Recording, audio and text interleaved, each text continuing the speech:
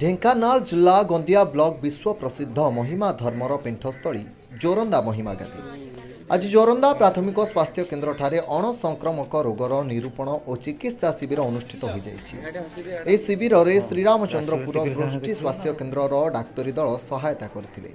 जोरंदास प्राथमिक स्वास्थ्य केन्द्र समस्त कर्मचारी परिचालना करथिले। शिविर में श्रीरामचंद्रपुर गोष्ठी स्वास्थ्य केन्द्र भारप्राप्त अधिकारी डॉक्टर एसपी महांती, डॉक्टर स्वाधीन रथ, डॉक्टर राजेश्वरी नायक, डॉक्टर विश्व कल्याणी सतपथी, स्वास्थ्य परिदर्शक संतोष कुमार बिहारी, फार्मासिस्ट प्रियव्रत मिश्र, बबुल माझी, स्वास्थ्य कर्मी अरविंद सतपथी, समस्त अंगनवाड़ी कर्मी और आशा कर्मी माने जोग दैथिले। एही अवसर में रक्तचाप, डायबिटीज, कोरोना परीक्षा और कोरोना टीकाकरण करा जायतिला।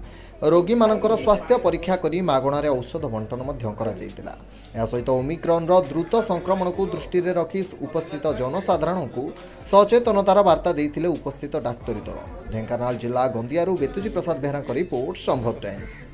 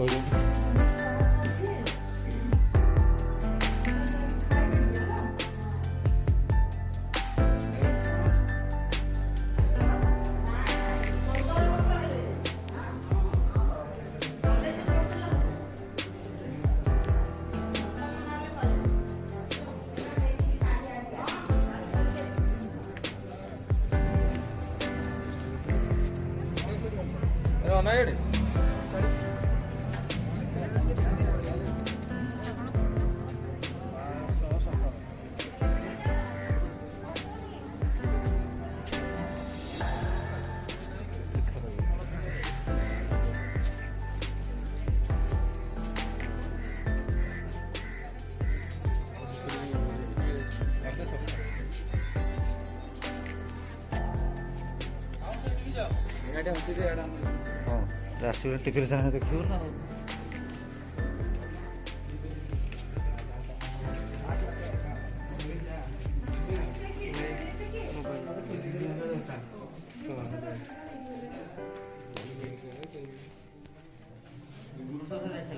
ड्यूटी पर जी।